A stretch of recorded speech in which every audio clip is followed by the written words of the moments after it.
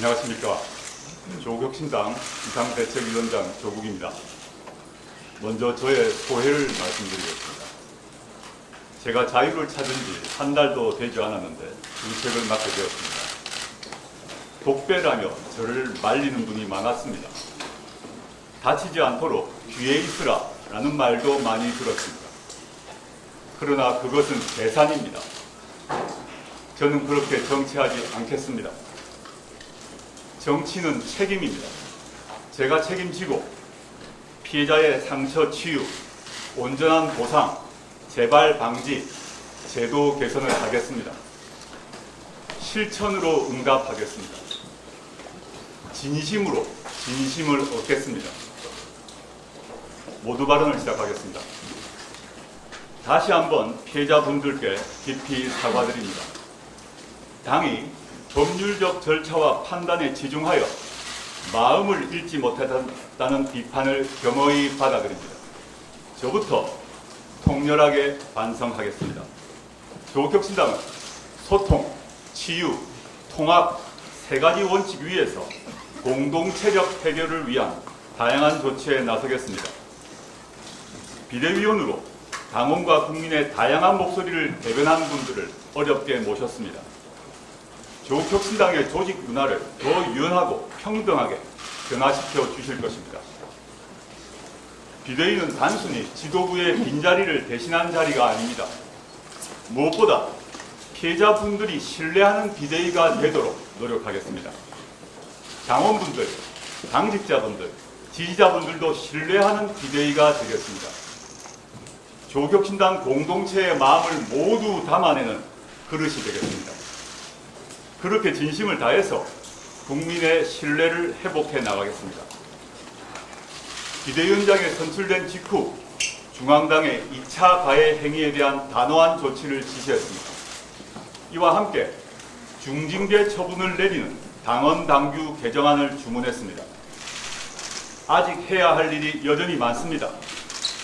벽돌 하나하나 쌓아가듯이 관련 대책들을 실천해 나가겠습니다. 첫째, 진정성 있는 피해자 지원입니다. 우선 앞으로 당 내에서 피해자의 실명 거론을 금지합니다. 피해자가 원하는 일입니다. 그 요청을 존중해야 합니다. 또 강조합니다. 2차 가해는 공동체의 회복을 방해하는 행위입니다. 당 차원에서 단호하게 조치할 것입니다.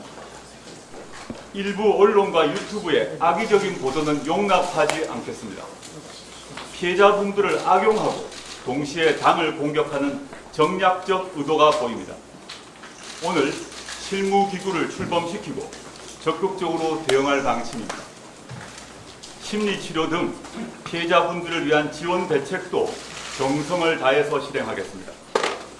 둘째, 근본적인 대책 마련입니다. 이 문제가 가해자 처벌만으로 끝나서는 안 됩니다. 가해자가 떠난 자리에 또 다른 가해자가 들어올 수 있습니다.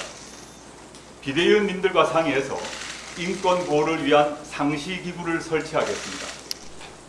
피해자 보호 강화와 예방 시스템을 완전히 새롭게 설계하겠습니다.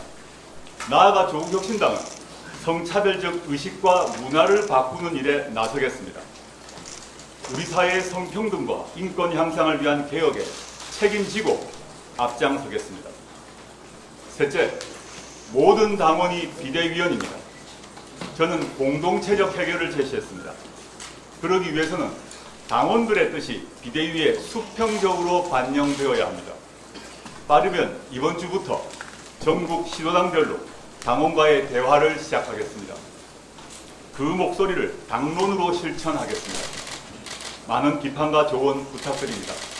동시에 애당심과 동지에도 부탁드립니다. 국민 여러분, 당원 동지 여러분, 비대위는 혼신의 힘을 다해서 하루빨리 당면 과제를 수습하고 위기를 극복하겠습니다. 조국혁신당은 내란 세력, 극우 세력, 불평등 등 삼악을 제로로 만드는 시대적 과제를 흔들림이 없이 수행할 것입니다.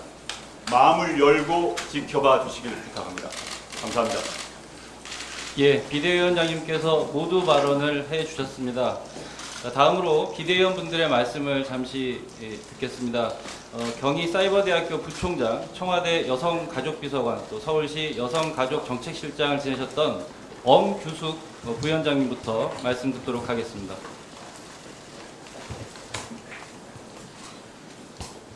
안녕하십니까, 엄규숙입니다. 어젯밤 마음이 복잡하고 무거워 잠을 깊게 이루지 못했습니다. 짧은 행정의 경험이 있긴 하지만 저는 정치인도 아니고 정당에 속해 있지도 않은 사람이기 때문에 과연 이것이 제가 감당할 수 있는 일인지 두려움이 앞섰습니다. 그렇지만 최선을 다해보겠습니다. 당 출범 당시 3년은 너무 길다는 구호도 많은 사람의 심금을 울렸지만 저에게 특히 와닿았던 메시지는 사회권 선진국인 제7공화국을 건설하기 위해 노력하겠다는 선언이었습니다. 돌봄과 복지가 권리로 인정되는 복지국가를 앞당기겠다는 약속도 반가웠고 또 사회권의 확장이라고 하는 것은 성평등 진작과 다양성의 인정과 동전의 양면 같은 그런 관계이기 때문에 확장된 민주주의를 적극적으로 추진하는 그런 정당으로서 진보적 정책 의제를 견인해 줄 것으로 기대했기 때문입니다. 당이 추구해온 그런 가치가 실생활에서 모든 구성원의 소통과 행동에 구현되었으면 합니다. 특히 성평등한 조직 문화와 구성원 간 다양성의 존중은 하루아침에 자리 잡기 어려운 것입니다. 정당도 조직이어서 위계와 권력관계가 존재하고 보이지 않는 공기처럼 소통 방식에 영향을 미치게 됩니다. 의식적으로 노력하면서 구성원 사이에 평등한 소통이 이루어지는 구조로 바꾸어가려는 노력을 모두 함께 해야 조금씩 앞으로 나아갈 수 있을 것입니다. 비대위의 일원으로서 저는 철저하게 외부자의 시각으로 당의 조직 문화와 소통 방식, 체계 등을 들여다보고 최근 불려진 일련의 불행한 사건이 재발하지 않도록 당의 조직 문화를 바꿀 수 있는 제안에 힘을 쏟아보려 합니다. 성희롱 성폭력 사건 처리 절차와 체계의 적합성을 따져볼 것이고 배경이 되는 조직 문화에 개선할 점은 없는지 꼼꼼하게 살펴보고 개선 방향에 대해 함께 논의해 나가도록 하겠습니다. 관심과 응원을 부탁드립니다. 고맙습니다. 예, 감사드립니다. 다음은 조국혁신당 원내대표이신 서왕진 부위원장님의 말씀 드리겠습니다. 네, 원내대표 서왕진입니다. 비대위 부위원장을 맡았습니다. 무엇보다 비대위와 위원당 간 소통이 원활하게 이루어질 수 있도록 역할하겠습니다. 당이 어려운 상황이지만 정기 국회 기간입니다. 이 기간 동안 검찰개혁, 사법개혁, 언론개혁과 함께 정치개혁 과제를 적극적으로 추진하고 국정감사와 예산수립 등 원내 본연의 역할을 충실하게 이끌어 나가도록 하겠습니다. 한 말씀만 더 드리겠습니다.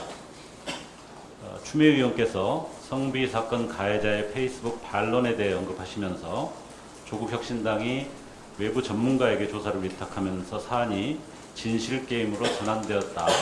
또 이 방식이 2020년 채널A 검언유착 사건에서 채널A사가 취했던 방식과 유사하다는 그런 의견을 밝히셨습니다. 조국 혁신당은 피해자 측과의 협의를 통해 외부 조사기관을 선정하고 그 기관의 조사 결과를 독립적인 윤리위원회가 전폭적으로 수용하여 당이 내릴 수 있는 최고 징계인 제명 처분을 내린 바 있습니다. 이것이 사안을 진실게임으로 전환시킨 원인일까요? 또 아무런 결과를 내놓지 못했다는 채널A 진상조사단의 활동과 또 외부기관의 조사 결과에 따라서 가해자에 대한 제명징계 처분을 한 조국혁신당의 대응이 동일하다는 추미애 의원의 이 논리를 과문한 저로서는 이해하기가 어렵습니다.